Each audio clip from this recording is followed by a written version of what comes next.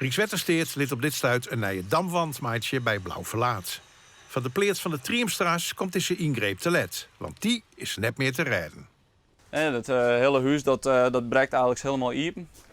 Dan kun je het wel zien dat aan de voorkant, daarboven, de voegen die vallen eigenlijk uit de steen. En het voegen leven inmiddels op groen. Ik krijg mijn vinger tussen Cassine en de Mjor in.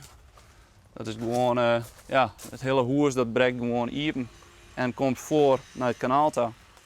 Als ik de trap treden, mooi in het huis staan en dan hier een lintvoeg staat, ja, die staat al helemaal open.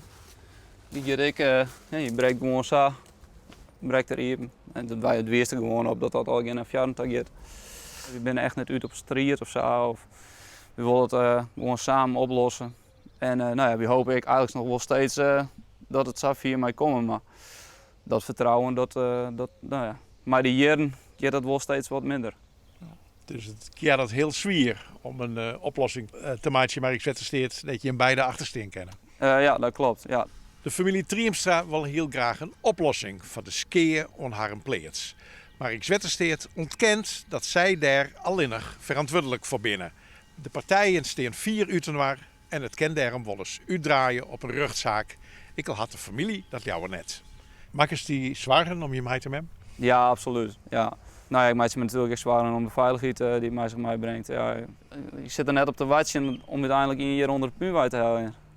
Ja, er is daar wel een slipkamer.